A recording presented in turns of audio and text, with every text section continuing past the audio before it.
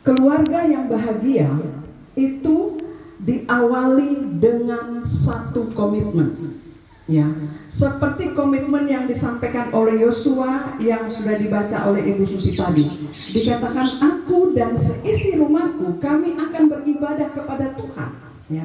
Jadi di sini komitmen dari Yosua adalah bahwa ia akan beribadah kepada Tuhan, tetapi dia dan seisi keluarganya. Ya. Dia tidak akan menyembah kepada Allah lain. Ya. Dia tidak akan menyembah kepada ilah lain, tetapi dia akan menyembah dan beribadah kepada Allah. Ya.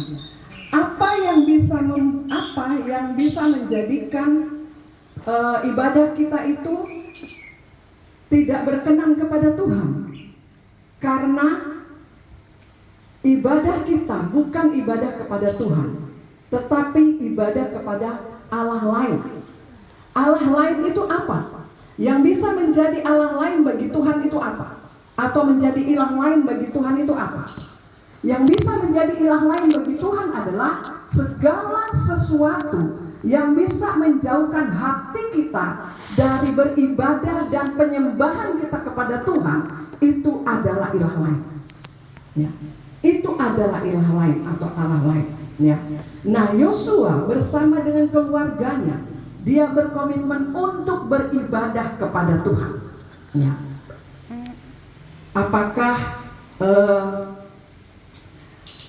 mengapa harus komitmen dan bukan cinta? Ya. Komitmen itu sifatnya tetap, tetapi cinta itu bisa berubah-ubah. Tetapi hanya cinta Tuhan yang tidak pernah berubah-ubah. Ya. Cinta Tuhan tidak pernah berubah. Makanya ada lagu, Tuhan Yesus tidak berubah, tidak berubah. Ya. Jadi Tuhan Yesus tidak berubah, berkatnya tidak berubah, kasihnya tidak berubah, cintanya tidak berubah. Ya. Nah, mengapa dibutuhkan komitmen dan bukan cinta? Karena komitmen itu sifatnya tetap, ya. Tetapi cinta itu bisa berubah-ubah. Nah, komitmen dalam keluarga ini sangat diperlukan, ya. Yesus adalah salah satu pribadi yang memegang komitmen untuk dia menebus setiap dosa kita, ya. Di mana dia sudah menebus setiap dosa kita. Nah, kita pun sebagai anak-anak yang sudah ditebus, orang-orang yang sudah ditebus olehnya, dalam hidup bersama dengan Tuhan dibutuhkan adanya komitmen. Aman. Pak siapa? Yang baju merah. Pak Ramli. Iya, itu aman. Takut ketelan Apanya? giginya karena dia lepas-lepas. Oh, Pak Ramli. Jangan.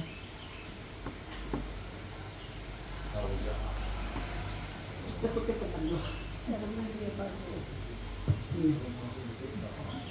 Pak Ramli. Ya, kita kembali kepada bagian firman Tuhan ini. Ya, Bapak Ibu yang dikasihi di dalam Tuhan, ada 5 komitmen, ya, yang harus kita lakukan. Ya, saya akan menjelaskannya secara singkat saja dari kelima komitmen ini. Ya, yang pertama yaitu komitmen untuk takut akan Tuhan. Ya, untuk takut akan Tuhan. Nah, komitmen yang harus kita lakukan yang pertama yaitu hidup takut akan Tuhan. Ya. Walaupun Bapak Ibu Inang Amang di tempat ini sudah tua, ya, mungkin pendengaran pun sudah mulai berkurang, untuk berbicara pun sudah mulai sulit, ya. Tetapi biarlah Inang dan Amang di tempat ini tetap memiliki hati yang takut akan Tuhan. Ya. Ini adalah salah satu komitmen kita beribadah kepada Tuhan, yaitu hidup takut akan Tuhan. Ya. Yang kedua, yaitu komitmen beribadah kepada Tuhan. Di dalam ayat 14 sampai dengan ayat yang ke-17, ini ada 7 kali penekanan untuk beribadah. Ya. Untuk beribadah. Jadi bukan hanya takut akan Tuhan, tetapi beribadah. kepada Tuhan, bersekutu, membaca dan merenungkan firman Tuhan, berdoa kepada Tuhan. Ya.